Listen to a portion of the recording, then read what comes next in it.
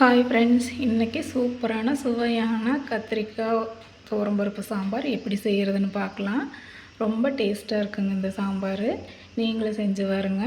வாங்க இந்த சாம்பார் எப்படி செய்கிறதுன்னு பார்க்கலாம். அதுக்கு நான் பாத்திரத்தை அடுப்பில் வச்சு தண்ணி வச்சுருக்கிறேன். தண்ணி நல்லா காயட்டும். தண்ணி காயறக்குள்ளே நான் ஒரு டம்ளர் துவரம்பருப்பு எடுத்து வச்சுருக்கிறேன். நீங்கள் தேவைக்கு தகுந்த மாதிரி அதிகமாகவோ குறைவாகவோ சேர்த்துக்குங்க. இப்போ எடுத்து வச்ச துவரம்பருப்பை தண்ணியில் அலசி வச்சுக்கலாம். தண்ணியில் நல்லா அலசிட்டு தண்ணி வடித்து வச்சுக்கலாம்.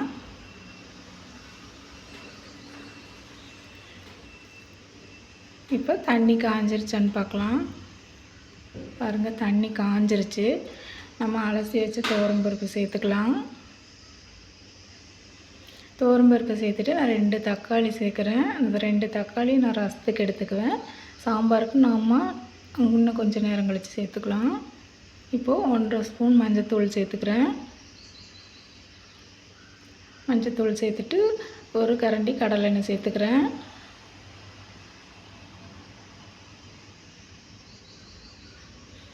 மஞ்சத்தூள் கடலெண்ணெயை சேர்த்து நல்லா கலந்து விட்டுருங்க.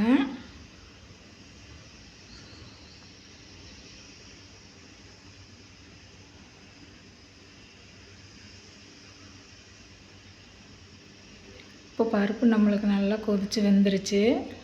பாருங்கள், இப்படி கொதி வரும்போது நம்ம அடுப்பை மீடியமாக வச்சுட்டு ஒரு மூடி போட்டு மூடிடலாம்.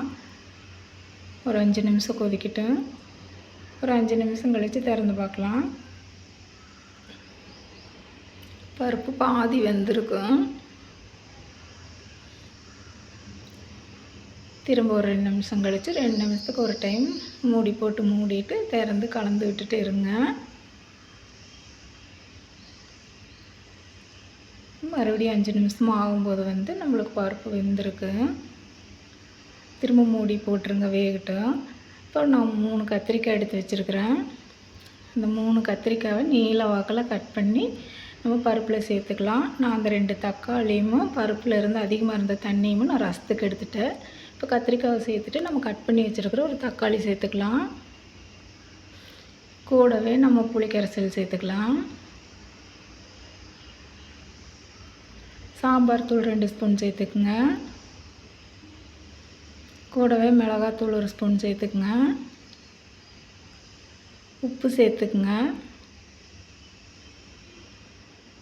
உப்பு மிளகாத்தூள் எல்லாம் சேர்த்துட்டு நல்லா கலந்து விட்டுடலாம்.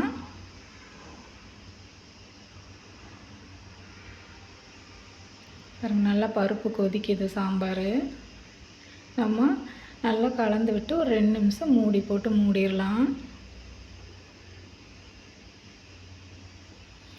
2 நிமிஷம் கழித்து திறந்து பார்க்கலாம். திறந்து நல்லா கலந்து விட்டுருங்க. இப்போ நம்மளுக்கு கத்திரிக்காய் பாதி வெந்திருக்கும்.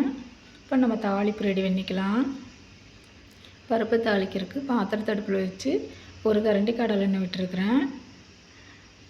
கூடவே 1/2 ஸ்பூன் கடுகு சேர்த்துக்குங்க. கடுகு பொரிஞ்சது நம்ம கட் பண்ணி வச்சுருக்கிற சின்ன வெங்காயம் சேர்த்துக்கலாம். ஒரு கொத்து கறிவேப்பிலை சேர்த்துக்குங்க. சேர்த்து நல்லா வதக்கி விட்டுருங்க.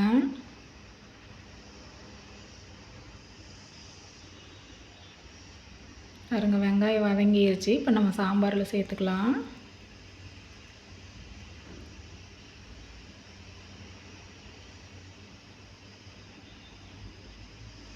தாளிப்பு நல்லா சாம்பாரில் சேர்த்துட்டு நம்ம சாம்பாரை நல்லா கலந்து விட்டுக்கலாம்.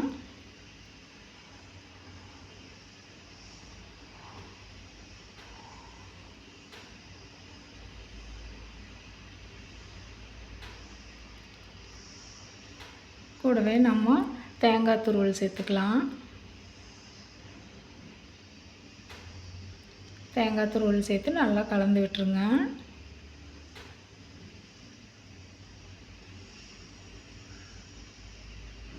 நல்லா கலந்து விட்டுருங்க. இப்போது நல்லா கலந்து விட்டுட்டு ஒரு 2 நிமிஷம் மூடி போட்டு மூடிடலாம். 2 நிமிஷம் கழித்து எடுத்து பாருங்கள். நம்மளுக்கு நல்ல சாம்பார் ரெடியாக இருக்கும். நான் மல்லி இலை சேர்க்கலை, என்கிட்ட மல்லி இலை இல்லை. நீங்கள் மல்லி இலை இருந்தால் சேர்த்துக்குங்க, ரொம்ப வாசனையாக இருக்கும். நம்மளுக்கு சூப்பரான துவரம்பருப்பு கத்திரிக்காய் சாம்பார் ரெடி ஆயிடுச்சு. நீங்களும் செஞ்சு பாருங்கள். செஞ்சு பார்த்துட்டு நல்லா இருந்துச்சுன்னா லைக் பண்ணுங்கள், ஷேர் பண்ணுங்கள், கமெண்ட் பண்ணுங்கள்.